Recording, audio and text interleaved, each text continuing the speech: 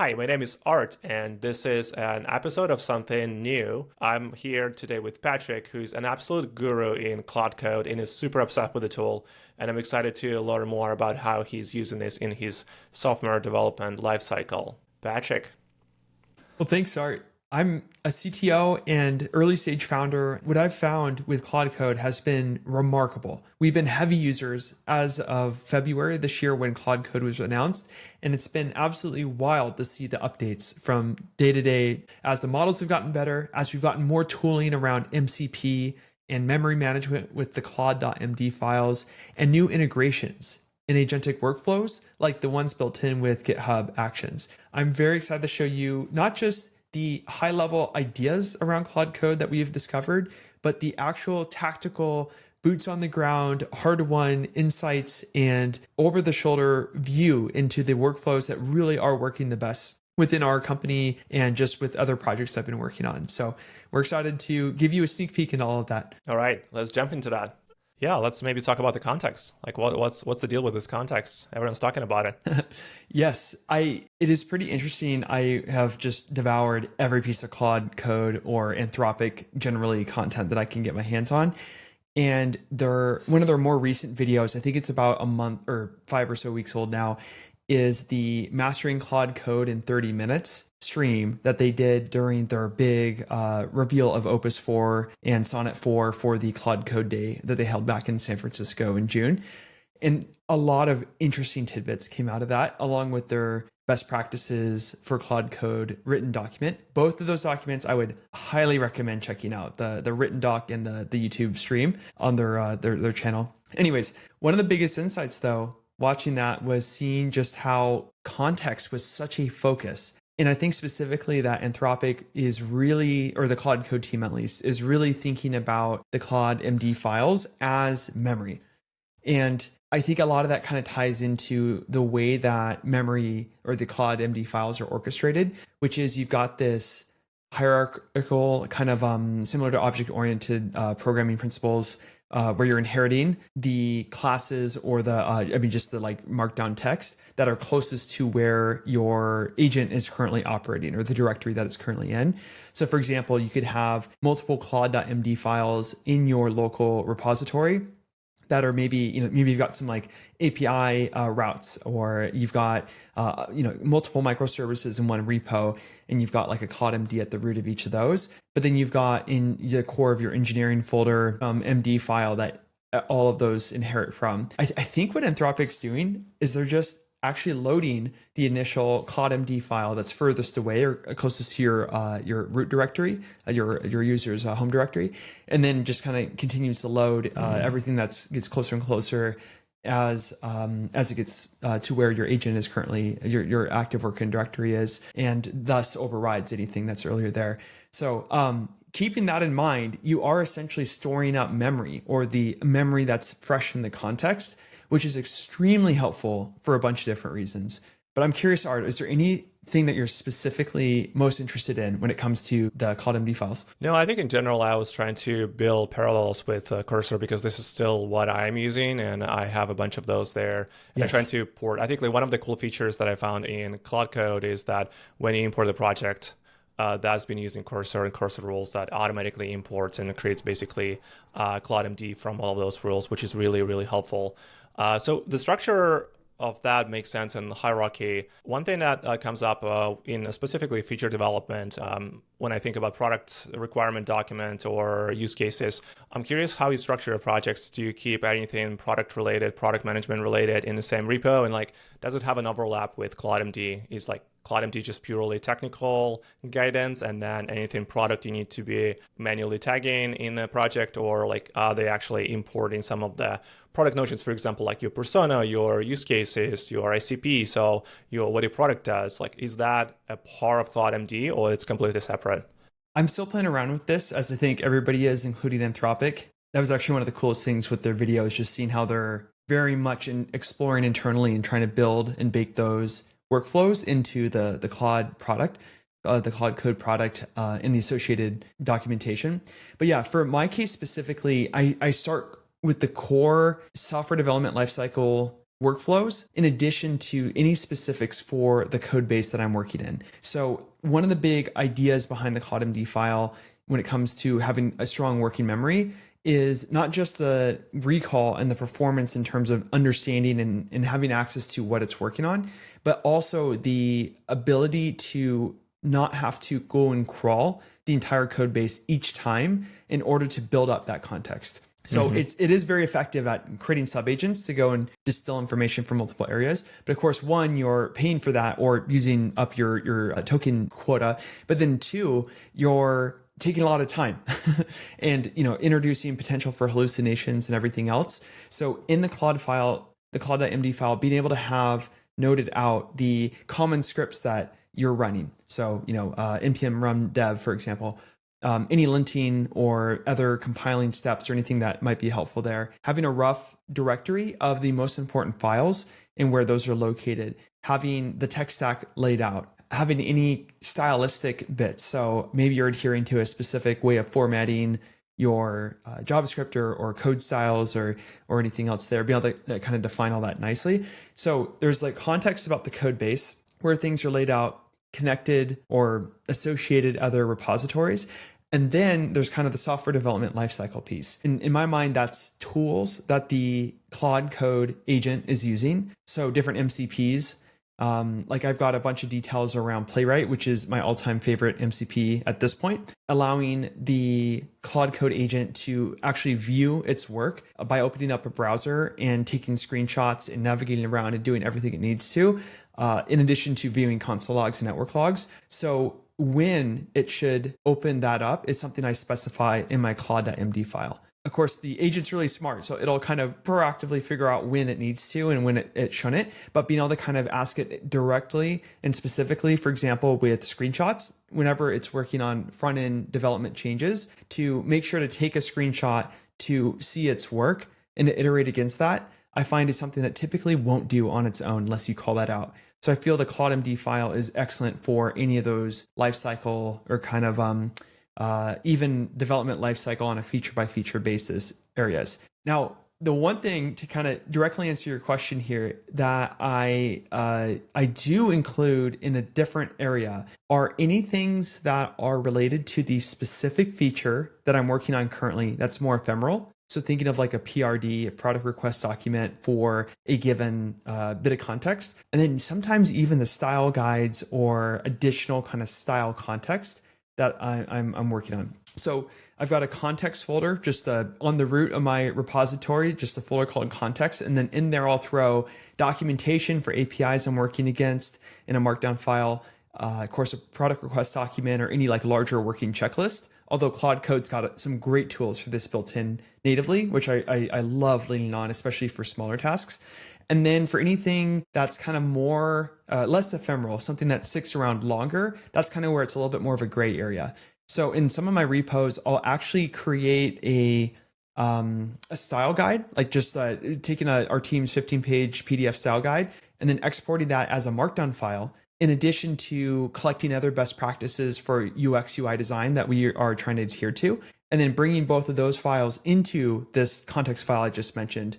But in my Claude.md, I mentioned whenever we're working on anything that touches UI design or thinking through UX to reference these files. And then I just give the relative path to those files from the core Claude.md file. So it's kind of a range. I just try to think, what do I want in context every session at the very beginning? That should be in the Claude.md files. Mm-hmm. What is something that's more selective or that I want Claude to use its judgment for? That's something that I'll reference in the Claude.md file, but I won't put it in there so it's not clogging up context.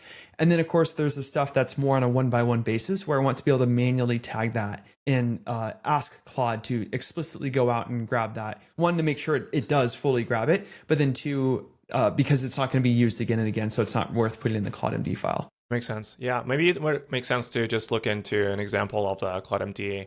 I'm also curious specifically, what do you normally change from the auto-generated Claude.md, and how do you, like, what are specific instructions you add in order to steer it towards your software development lifecycle? Absolutely. I'll pull up a terminal shell here, show you my Claude.md file. And in here, so this is a brand new code base that I've just started working on. And it is, well, one of the things that I found that is extremely helpful with any of these Claude Code based projects or a project that uses any sort of AI agent is sticking with the stack that has the most pre-training data is, I think, a pretty good proxy, i.e. just thinking of in the Stack Overflow or GitHub, annual developer surveys, what is typically coming out highest ranked, at least in the last couple of years, as a proxy for what has the most training data in these models, and also what you would associate with the newer, more modern architectures that are being used. So in our case, we stick with TypeScript, Next.js, React. Tailwind CSS is excellent for these models for multiple different reasons.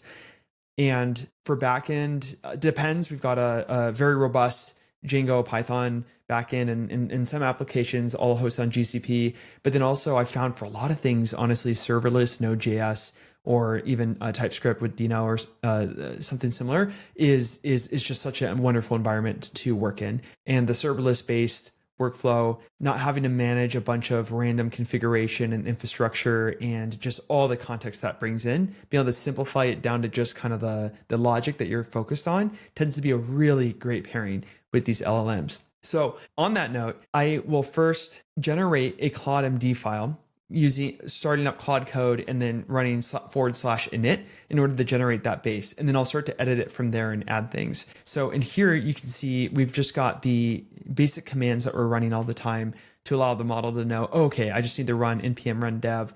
Of course, it's got this information in the package.json in our case, but there might be additional scripts that we build that we want to include in here that aren't going to be pulled in, or the model won't obviously know where to go in order to get that information. And then you're not having to go and spend the time to look up that package.json file every time you're trying to run one of these common commands.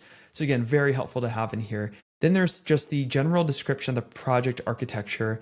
This is so helpful when the models are trying to guess as to where the location of different things are, or the best way to configure different things, or of course, knowing, Next.js 15 versus 14 or anything else. In this case, has a huge change in terms of the way that you are rendering content client side versus server side. So that is directly relevant to almost any time the model is creating a component in React. So seems like a little thing, but actually very helpful to have always in the context at the start of a new Claude Code session. And of course, TypeScript and React 19 being very similar that way. And then, just some general configuration details around styling, a rough map of the project structure, other important notes about our backend, in this case with Firebase, authentication flow, which is super helpful just to help give the relevant context. And then, some other description of the basics. One thing that is interesting, as I was just mentioning, is this gray area of when you want to selectively bring in additional context, but in a pseudo-automatic way. And that's where I find this design principles section being very helpful in that case. So as I mentioned, I just have a context folder with this design principles MD file and then the style guide MD file. Claude can use its judgment as to know when to go in and pull these assets in. There's some kind of funny, almost gimmicky little bits that still, I think, make a big difference in terms of prompting these models. And in this case, the S-tier SaaS dashboard standards inspired by VC-backed startups in SF and other funny things like that can actually be pretty effective as well. One of the really, really helpful additions I've made in this brand new code base has been just giving some guidance around Git commits and PRs and issues, especially using conventional commits, which is a style, or like a style guide for formatting different commit messages, branch names, etc. I am a heavy user of the GitHub CLI tool in addition to GitHub MCPs, but Claude Code is especially good at using the CLI tool in order to create commit messages, in order to create pull requests and issues, which I find to be such a helpful workflow, namely just the amount of context that the model can so quickly summarize and bring into a commit message or into a PR. That is just incredible from my perspective, not having to think through all those details, which is uniquely painful for some funny reason. And then in addition to that, resolving Git merge conflicts and being able to implement or use an issue in GitHub as a checklist, kind of a working checklist, similar to what I typically will put in the context folder. That's especially helpful if you're working across with multiple people across the team and you're tackling different parts of the issue, but can be helpful on your own as well. So with all that, providing some guidelines and some standards for how to use Git can be greatly helpful. I find the model does have some context for that in terms of looking at Git history, which it will do, but this is a great way to just really anchor to it. Yeah, so this is super valuable. It feels like you added quite a lot of context here, so specific to your needs. You mentioned the code structure. I'm curious, what does the AI-ready code base look like in your experience in terms of the file structure components, making sure that Claude Code can find components easily, isolate them from other components, not mix up the different context or services. So what do you find that working the best in terms of the structure and like the depth and the breadth of the file structure? So I found the most important thing to be the specific technologies you're using. As mentioned earlier, the React, Next.js, TypeScript, Node.js, that tends to be a great workflow for us. But beyond that, in terms of file structure and component layouts and everything, the meta workflow, I guess, that I'm using, or that I'm the pattern that I'm noticing across all these projects, is the more that you can stick with standard best practices that are widely adopted, the easier it is. And of course, this makes sense because that means the majority of the pre-training data and whatever post-training these foundation labs might be doing is going to be more in alignment with those patterns and those stylistic elements. So there's a bunch of ways to kind of enforce that. One of the easiest ways from my perspective, from a greenfield application perspective, is using the Create React app, or in this case, Create Next app, in order to, which is a very commonly used CLI or NPM package that to just help generate the initial code base and gives you a bunch of little options like TypeScript versus JavaScript if you're not familiar. But that is so helpful because the project layout is something that the Facebook team originally came up with to just standardize the way that we are creating these initial React and Next.js applications. I find even just configuring Webpack and other package managers and development tools and in any other tooling that can get kind of difficult. Like if you've ever had to go into Webpack and manage config for that, it's incredibly hard. Obviously, we're moving away from Webpack a bit, but having a standardized approach there in terms of file structure, but just in terms of all that tooling as well, can be very, very helpful. So that's one piece. I think another piece, though, is to make sure that the style that you're using throughout your application is very consistent. It can be very difficult, I found, going into a messy code base or a code base that has some differing design patterns, even if it's just subtle. The LLM, of course, is bringing a lot of those files into context. So the most immediate example it has for writing that code is mirroring what you've already got. So if you don't have consistency, if you've got little issues in terms of not having linted or used as a formatter, or even more in depth, having very different architectural styles, for example, different microservices that are constructed in pretty different ways, that can be quite confusing for the model, in which case it's very helpful to be explicit in terms of guiding it in the Claude.md file to try to kind of overcome some of those patterns, or spending the time, and this is the real help that I found, in refactoring and cleaning up the code base in order to aid the model. There are a couple other smaller tips. Of course, Claude.md file, super helpful, as I just mentioned. Also, keeping components and files smaller, which is already, again, a theme that I've found a lot with all this is it's adhering to the best practices that we've read in the Pragmatic Programmer or Clean Code, or just by being an engineer and through trial and error. But having dry, orthogonal, just well-constructed, concise, easy to read and understand code is a huge help.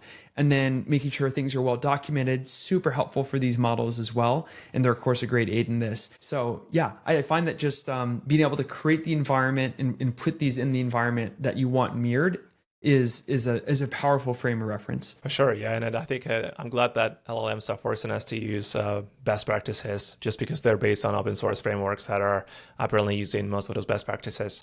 Maybe we can talk a little bit more about why Claude Code, why not Gemini CLI, why not Codex, why not Cursor, apparently Cursor has agents right now. Like you can check out your agents working overnight on mobile apps. So why not those tools? Why Claude Code? This is such a great question. I've been playing around with all these models in all of these CLI and IDE based agent tools, and also the asynchronous tools that are coming out. So of course, Codex being one of the first, but Gemini's Julia and a few others, or Jules, sorry, and a few others that are really interesting. So this is one of the most changing every week elements. That said, I will say that the staying power of Claude Code plus Opus 4 specifically, although Sonnet 4's amazing model as well, has been consistently far above everything else I've experienced from a day-to-day perspective. Now, why is that?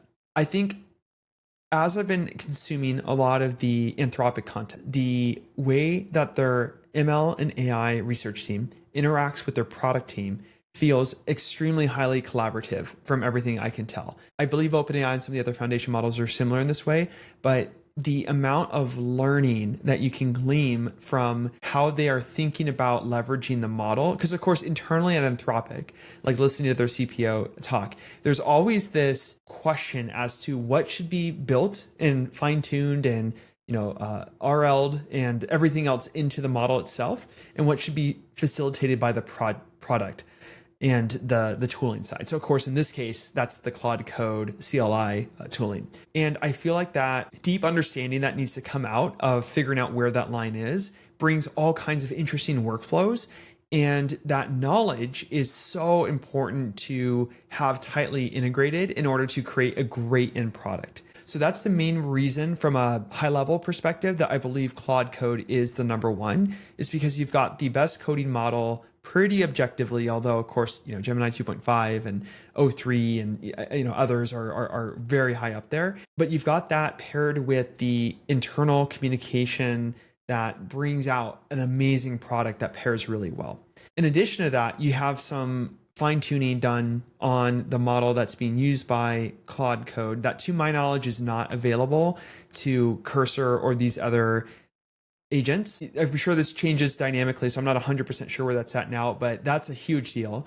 And then there's all the tool use built into, or that's where some of the fine-tuning is, to better use the Claude Code tools. So for example, GH, or the GitHub CLI tool, is one of those that was fine-tuned for.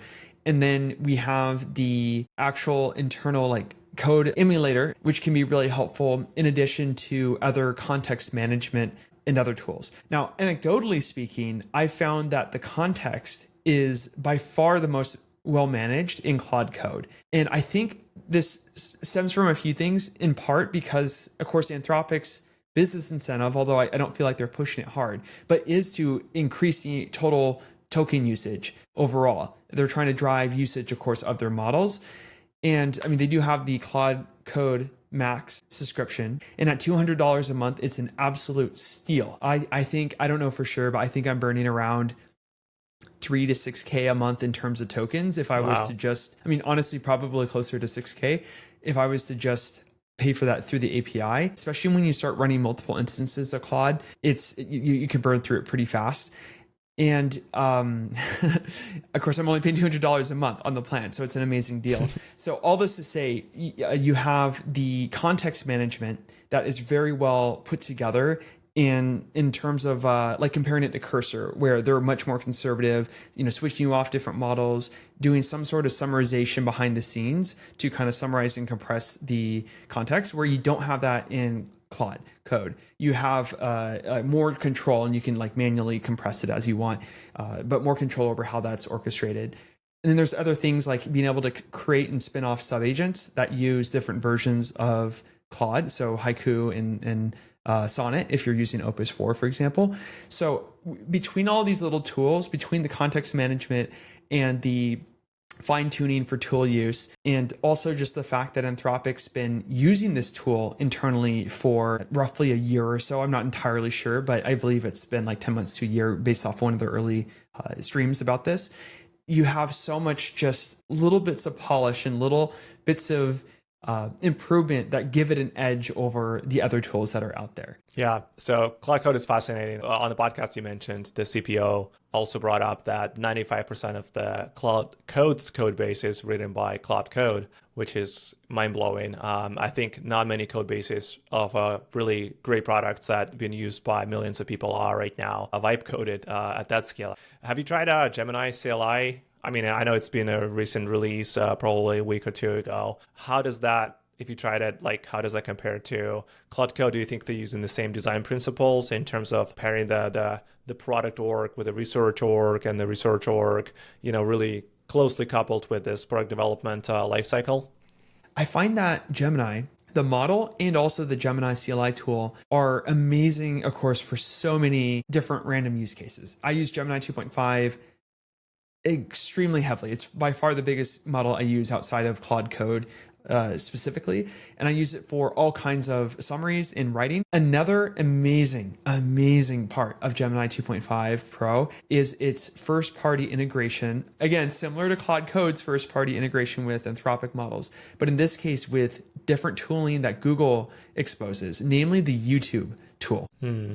So these are essentially like MCPs, but they're first-party tools that Google has exposed, including Google Workspace. So your calendar, Gmail, Drive, a bunch of other things, which we've been using internally at our company, which has been, I have a bunch of stories about that, super interesting. But what's really cool with the first-party integration with YouTube and their writing abilities is through the CLI, you're able to pull in YouTube videos, summarize them, and generate that into an MD file. So you can imagine architecture reviews or different overviews of how to use, new React 19 functionality or whatever it might be. And you can summarize that and pull that directly into MD files that you can then use, for example, with Claude Code, if you're building something specific that you want to pull in some YouTube tutorials. Or also, Gemini has the best web search in the fact that it is using, of course, Google's search API, where everybody else is using Bing's, to my knowledge, or at least OpenAI and Anthropic are.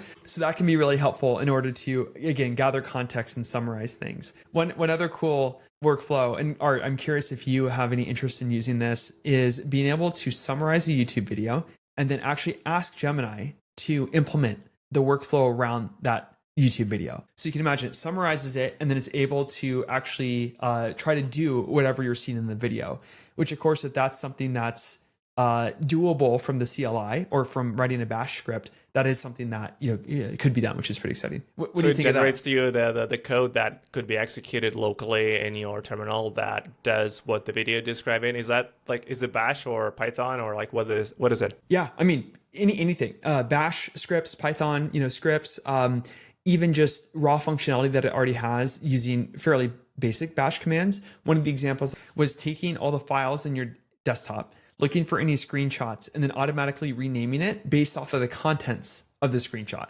Because of course, Gemini can see. And right now with 1,000 requests per day for free with the model, I mean, there's all kinds of cool workflows you can use that way. So to answer your question, I mean, really anything that you can think of in a terminal or like Bash context. I remember seeing Codex when Copilot, GitHub Copilot was launched. I think it was in a beta in 2021. And I remember they've been talking about this model for a while. And then, Copilot was kind of a thing and people were using it. I've been using Copilot since 2021. And autocomplete was okay. It was definitely I can see where it's going, but it was never really improving a lot. And I think then Cursor came out, and then with Sonnet 3.5, and then Claude Code came out, and then right now Codex are trying to do V2, trying the comeback. But I think I kind of lost the traction. So have you do you know people that are using Codex? What's their experience like? It's funny. I don't know of anybody seriously using the Codex CLI tool, but I definitely do know people that have been using the Codex web or cloud-based version where you can kick things off in the web interface or on the mobile app if you've got ChatGPT Pro, and I think Plus now. I might be wrong about that.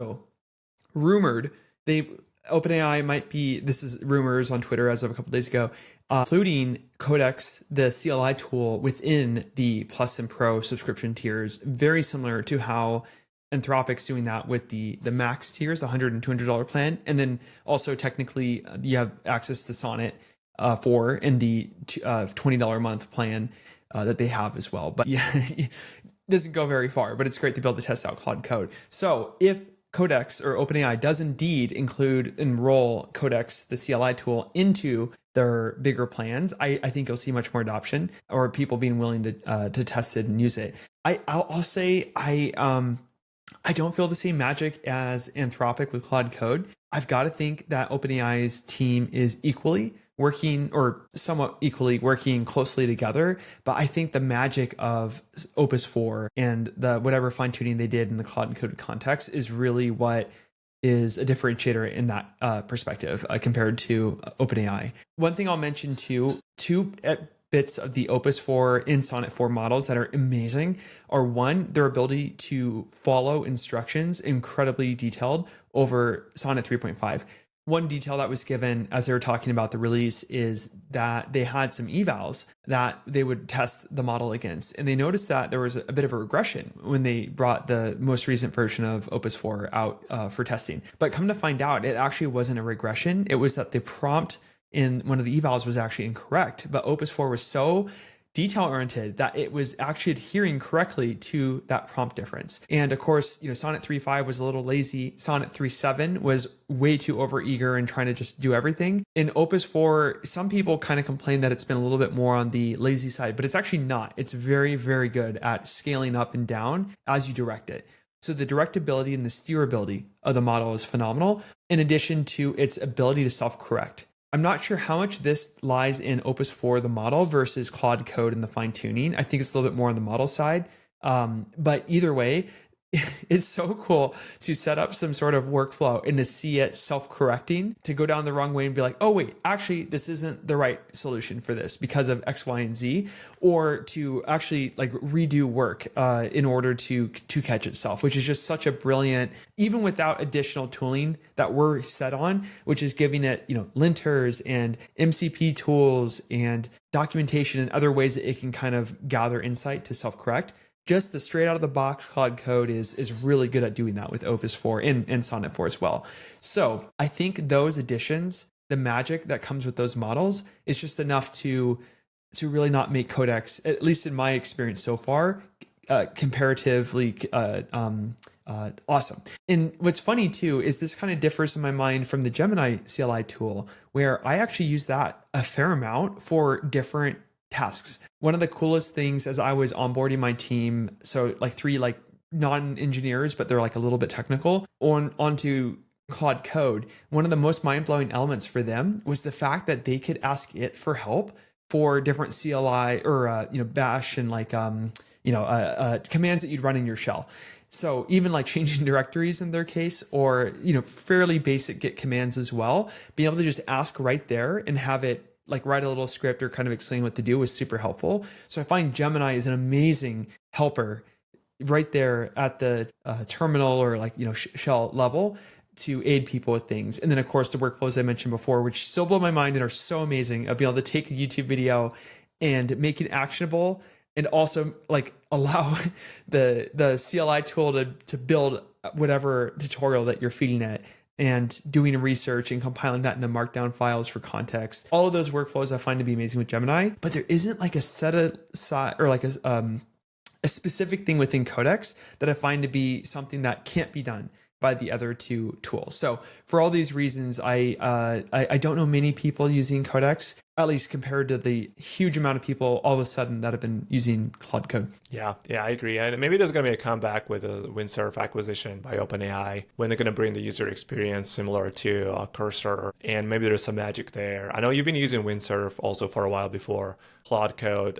Maybe that's going to be something new coming out of OpenAI in the next couple of months. I want to switch gears a little bit. We talked a lot about different models, and you mentioned in the beginning some of your MCPs. One of your favorite MCPs, I believe, is Playwright. So I would like to understand how you use that. Yeah, so in Playwright, one of the most interesting things is you have 2 modes. You've got a snapshot mode and you've got a vision mode. By default, you're in the snapshot mode. And what that actually does is it uses accessibility snapshots. So just kind of looking at like where the DOM elements are essentially in hierarchy versus a actual visual screenshot. And of course, they do this if you're for a lot of like test cases and everything, just being able to kind of generally look through and gauge that everything's loaded as it needs to be, and just for the sake of navigating, like that's fine. But if you're actually iterating or wanting to iterate against a design mock, then being able to see on a pixel by pixel basis what you're looking at obviously is very important. I mean, if you think about being a model, right? And like you're just handed the context that a user gave you. So like you don't have much to go off of. Being able to iterate against different input from tools is amazingly powerful. And in this case, especially with design, being able to gauge based off of actually taking a screenshot and looking at the work you're doing versus just reading the code and not being able to see how it actually looks, for iterating against and finding bugs, improving the UI, UX, and also just the creativity of like, oh, I should add, whatever sorts of design elements or animations or CSS or whatever. I find that is a huge unlock in terms of bringing the design level and the agentic iteration and how far it can get in terms of solving certain problems up to a massively higher level, which makes sense because designing with no eyes is pretty tough. That'd be so hard if you couldn't see. Obviously, one amazingly powerful use case is being able to look at your console logs for your just any errors or any other logs you have, and then your network logs as well. So those are helpful. And then of course, there's the visual aiding in UI UX design, which is, I think, the most magical use case, although all these things are very helpful. So in this case, I'm asking Claude Code to use the MCP server when making visual changes to the front end. They check it to work. So I find this is sometimes you have to be pretty convincing or blunt or all caps lettered to convince Claude to do stuff. For example, using UV package manager in Python versus like pip, it takes a lot of convincing because there's so much training data around pip. For example, I've seen some pretty hilarious examples of Claude.md files trying, and I've had friends ask me about this too, trying to get it to default, to the to UV. The idea too here is not just to give Claude access to seeing and be able to take screenshots, because it's not like the hardest thing for us to manually copy and paste screenshots. So it's not just like making our lives a little easier. It's also allowing the agent to agentically run. So giving those tools to check their work and again, iterate to a better end solution and just to run that much longer, where we're going from Sonnet 3.5 that could run for the order of maybe 10 or so minutes. And this is coming from the CPO of Anthropic. And then we're stepping up to 3.7, where maybe you could run for like half an hour, maybe 45 minutes. And then we're getting to the series 4 models, Sonnet and Opus, where you're starting to get to the hour plus or maybe even multi-hour levels. Of course, not on your day-to-day usage typically, but in terms of kind of the max that you could run them before they just go off the rails. So adding these tools really helps ground them and anchor them to enable these agentic workflows as we build more and more of that out. So in light of that, those are a couple of the biggest use cases, but I do often still use Playwright explicitly. So I could say, please open up the homepage of my website and suggest any amazing S-tier Silicon Valley principled UX UI designers from Stripe, Linear, or Airbnb, how they would go about auditing, critiquing, and revising the homepage of my website. So as funny as this is, kind of a high level prompt here, this is pretty amazingly helpful in terms of actually getting real feedback. But it went through, it cleaned up, added a bunch of like meta and like OG tags, and images, and instructed me on basically how to completely change my website to rank better for SEO.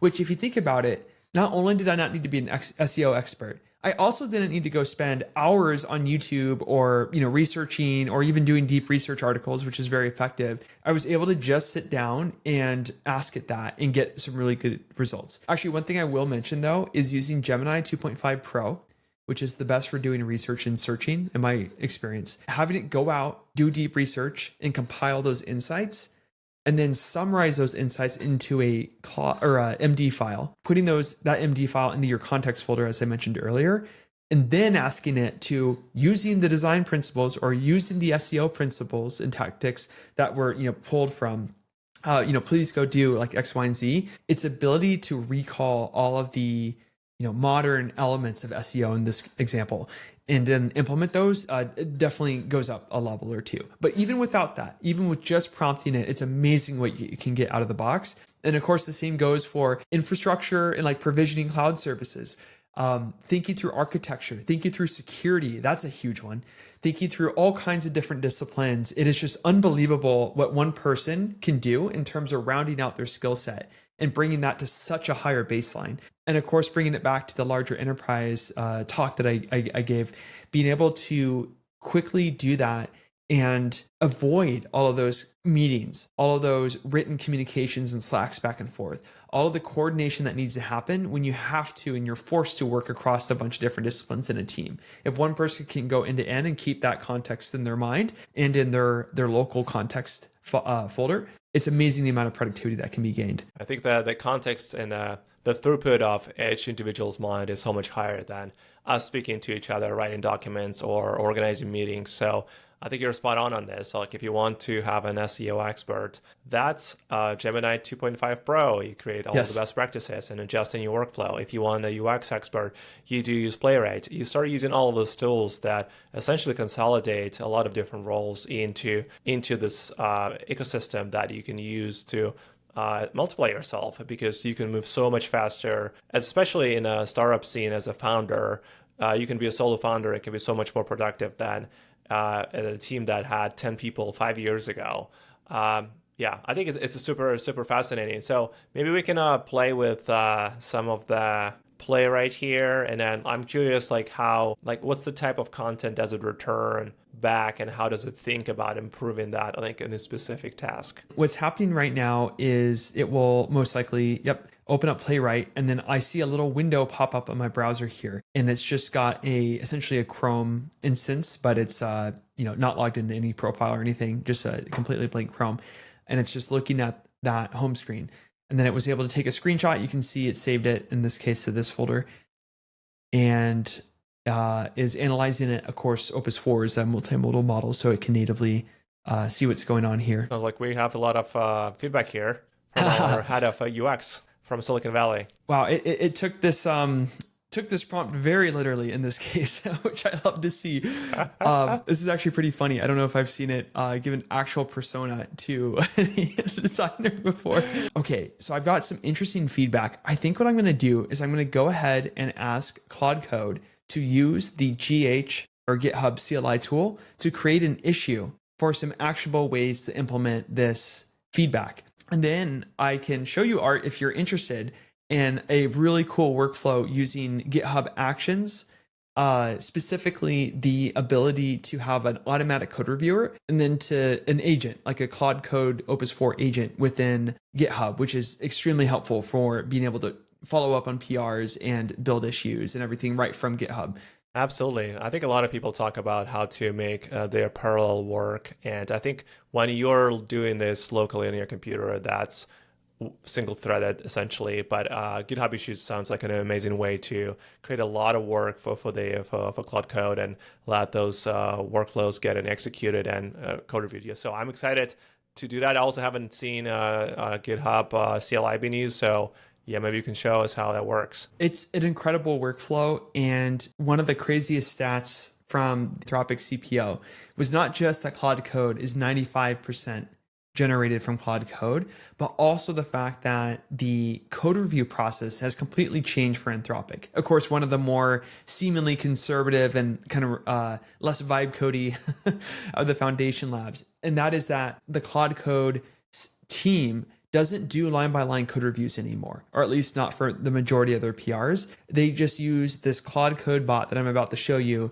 to do the code review and then to follow up with any changes. That's enough to satisfy them, which is just mind-blowing and gives me permission to adopt the same process. What you have with this code review integration that Claude Code has, it's not just an ability to review code, but you're actually embodying the amazing software development lifecycle workflows that a cutting edge team like Anthropic, with the Claude Code team specifically, is implementing. So in this case, they've codified their code review process and basically baked that into this YAML file that gets created when you run this command I'm about to show and brought into your own environment.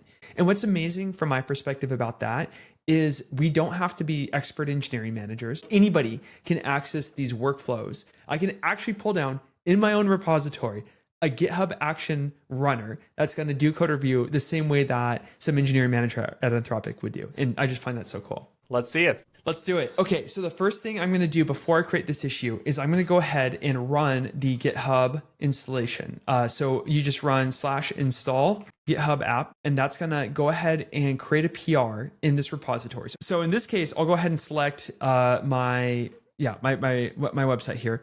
And then it's asking me in GitHub to just go ahead and configure the Claude application. So we've got the app installed. So I'll go ahead and click enter. And this is something they added a couple weeks ago. If you've already gone through this process and you don't have it, both of these agents installed, you can just run the process again, which I did. In this case, I want both of them. So I'll go ahead and click enter. So what are we looking at right now, Patrick? All right. So I just pulled up the pull request that was created after we completed the onboarding flow for the installation of GitHub. We've got both of the agents. So we've got the Claude Code YAML, and then we've got the code review YAML as well. Before I merge this in, I want to just edit one line on these files. I will go ahead and go into the actions that were just created.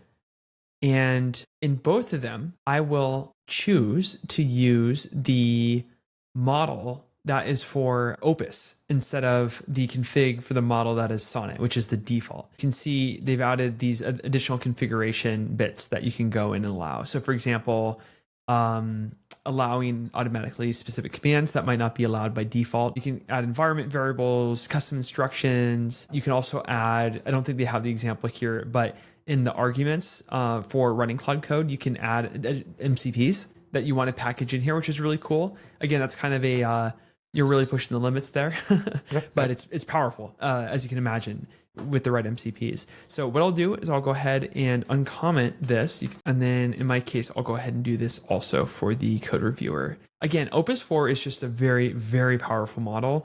And I find whenever you're comparing the costs of these models to something like an engineer, I mean, it's just not even a comparison. You're getting so much value for your money with these. So now what will happen, since we've got both of those brought in, is anytime a pull request is created, automatically the runner will do a code review on that branch, and then I can add Claude in order to get specific things built.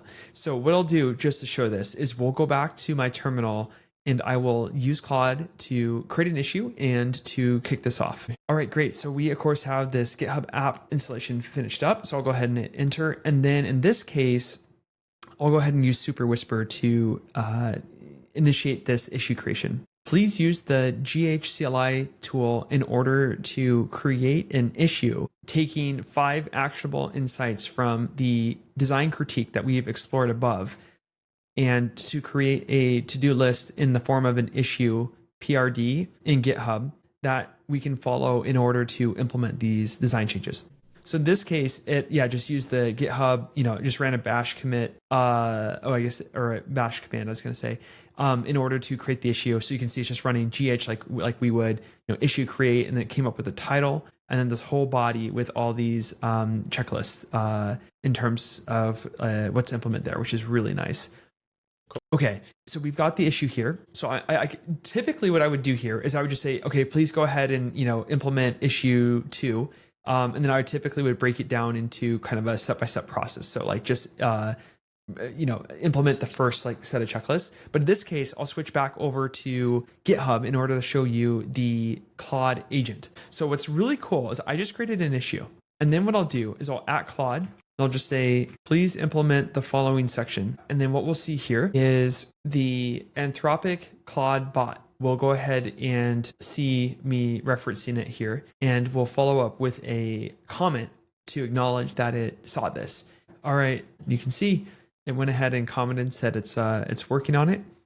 And what's fun is you can go ahead and view the job to kind of see the status of it. There's a lot that you can shove into these GitHub actions. I have a friend who was just walking me through his workflow where he is actually building an entire way to kick off issues like this, but then have 3 different Claude Code instances run. He has a bunch of templates of examples of code quality that he loves and other stylistic guides to follow as to like what does good look like, and then uses LM as judge to basically review the output of each of the 3 takes, and also has this code review process, and it will iterate up to 5 different times of coming up with an initial approach like is happening here, going through the code review filtering process, addressing feedback, and again that will go up to 5 times, and he just quits it so that he doesn't burn through too many Anthropic credits.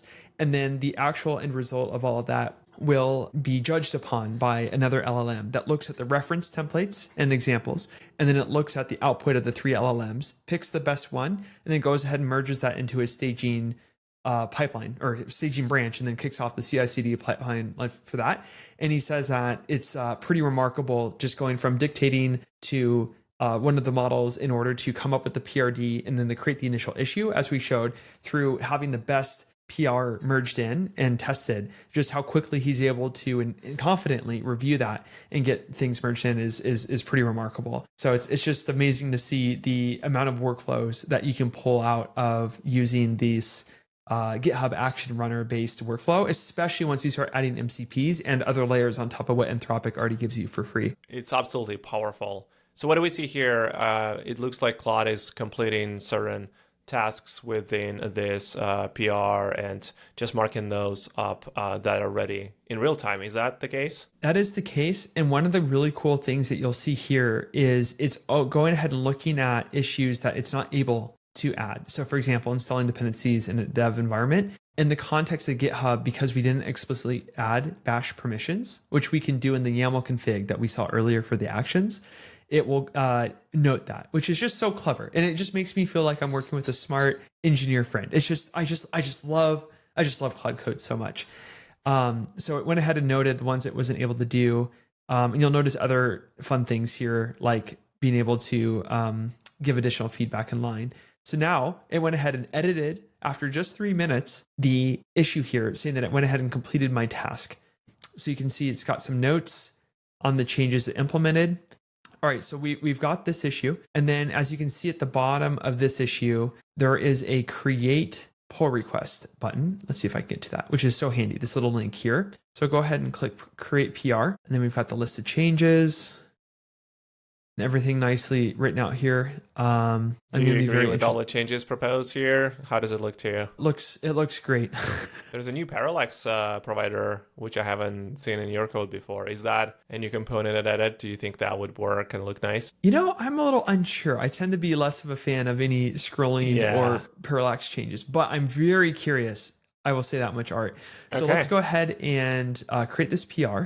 And what's nice is because I use Netlify in this case for my website, I can just give it a quick visual view, which is, Netlify or Vercel or any of these providers, and amazingly, like, look at this, amazingly helpful. This is so helpful. So there was a Netlify build error, and I'm not sure what this is. I can look at it. You can imagine some sort of loop where it's able to look into.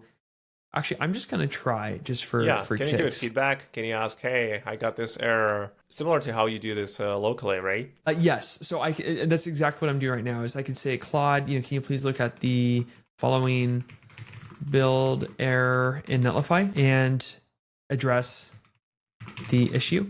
So this is very broad, right? It could be automated because I'm not given any context right here, but I will go ahead and just copy, as you were saying, Art, the actual failed build log here. And I don't need much of this. And I'll just go ahead and add that in as I would for like a junior developer, right? Just give it the context it needs. What's really nice though is I'm able to look at the code review here. So it went through this checklist that it created, and then you'll see there's the positive findings of this code base, areas for improvement, and what's nice too is it stays very focused on the PR that we created. It will sometimes speak to broader issues, which I do appreciate, but it stays pretty focused. And then give actual like code snippet examples, which I love. And then potential bugs, code quality, or more stylistic feedback, security assessment, which is amazing, especially from my perspective as a small team, always being able to give that information to myself and other devs. And then test coverage and UX feedback, some more suggested fixes, performance, some minor issues. I always get a kick out of the little like LGTM or other little funny patterns that you see with developers that will bring up. So it's or like not that nitpick. bad. So it doesn't look that bad based on the amount of feedback provided. It's 8 out of 10, 6 out of 10, 9 out of 10. Seems like the scores are pretty high. I agree. And look, you can see that even gave us an approval, essentially, Nice. where it like approves our suggestions, which is amazing. Now, typically what I would do is I would say, at Claude, could you please address, like whatever the feedback is. Again, up here, it looks pretty good. So I probably would just go ahead and merge this in if I actually wanted this logic change. But you can see, being able to just like, hey, could you please, fix everything that's under the potential bugs in code quality sections, or address that, and follow that up as another commit to this PR. You can see it also created this branch automatically as a part of this process. That is very helpful to get this iterative loop going. And then, of course, we've got our little agent that's hard at work creating the follow-up to this comment. So it is going and kicking off addressing this, but imagine that I was addressing actual feedback to this pull request. So we'll go ahead and look, and we see that we have this triage done as to what the issue was. And then we have a commit that was actually already pushed. You can see here in our Git commit history, we've got that new commit that we just pushed 1 minute ago here. But so I'm happy to share that. That is one of my favorite workflows with Claude Code, is just being able to, again, not just have these pipelines built for code review and the ability to go in there and just like easily ask for follow-ups with the Claude agent. And in our case too, having team members able to do that aren't technical, it just feels like a superpower to them. But what's amazing is you're using that as your base to jump off of, not just for code review and be able to improve the process there, but also for all of these workflows within GitHub Actions, being able to take that YAML and expand on it. So very powerful. And that's just one of the many features within Claude Code's recent updates. This is fascinating. Thank you, Patrick. Curious if you found any interesting social media accounts or any blogs that talk about nuances and how to use Claude Code effectively.